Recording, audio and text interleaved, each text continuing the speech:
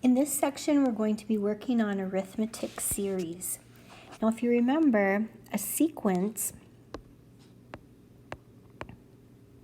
whether it is arithmetic or whether it is geometric, is a list of numbers that have a set pattern.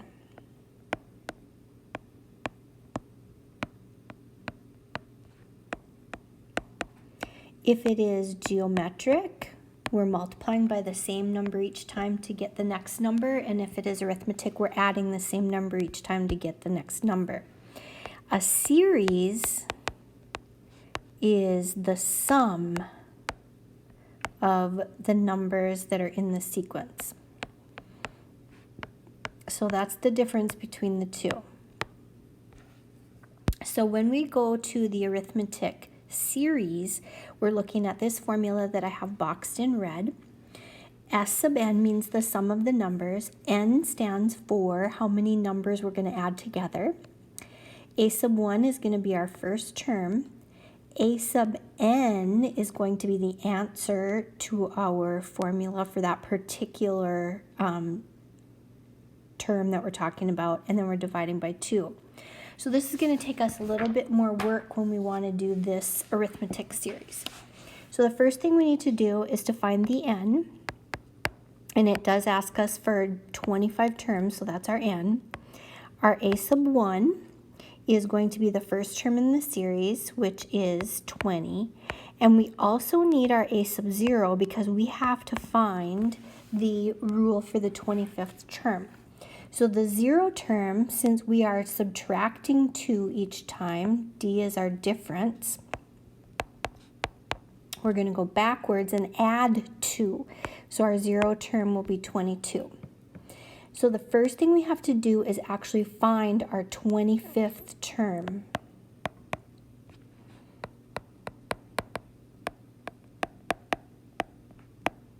Before we can find our sum. So a sub 25 is the difference, negative 2, times the 25th term, our n, plus our 0 term, which is 22. So our 25th term is going to be negative 28, which was negative 50 plus 22, and this is our a sub n when we're putting it into our formula. Okay, so let's find the sum. The sum will be, the sum of the first 25 terms is going to be 25 times our first term, which is 20, minus our 25th term, which is going to be negative 28, divided by 2. Did I do that wrong? Oh, it's supposed to be plus. This should be plus. Okay? So when we are working this out, we can do the top part, which is 20 plus negative 28, which would be negative 8. And then we can use our calculator to finish. We can take 25 times negative 8 divided by 2 would be negative 4, and the sum would be negative 100. Okay, moving on to the next problem, we have to do the exact same thing. So our n, this time we wanted 20 terms. Our a sub 1 is the first term. Our a sub 0, and we want our difference. Our difference, it looks like we're adding 4 each time. So instead of adding 4, we're going to subtract 4, and we're going to go backwards. So when we subtract 4, 2 minus 4 would give us a 0 term of negative 2. So we need to find our a sub n term, which is going to be our 20th term.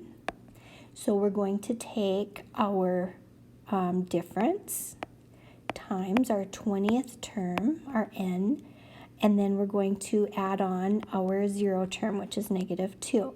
So that will be 78, and that is our a sub n right here. So now we can put that into our sum formula. Okay, the sum of our first 20 terms is our n value, which our number value. We wanted to find the sum of the 20 terms. And then we have our first term, which is 2, and our last term, our 20th term, which is 78, and then we divide that by 2. So when we work that out, 2 plus 78 is 80. So we're looking for 20 times 80 divided by 2 is 40. And when we use our calculator, that means the sum of our terms is going to be 800. All right, moving on to the next one. So 14 terms. So that's going to be our n value. Our first term is going to be 30. Our difference when we go from one term to the next is going to be -5. And our 0 term, we're going to actually add 5 then, so it should be 35.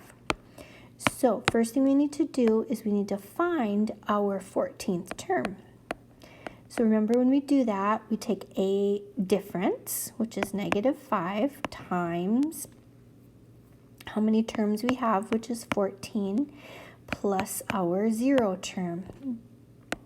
So -5 times 14 is -70, plus 35 would be -35, and that is going to be our a sub n term, which is our 14th term. So now we can find our sum. S sub 14 is how many terms we have, which is 14, and then our first term, which is 30, plus our last term, which is -35, the 14th term we found, divided by 2.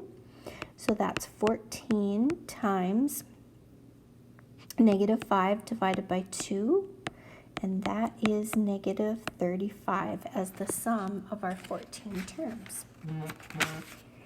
All right, we're going to try one word problem.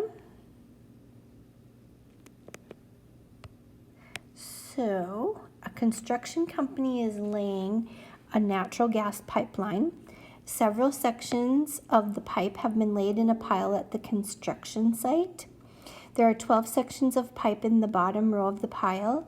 Each row has one less pipe than the row below it, decreasing arithmetically. There are 8 rows of pipe.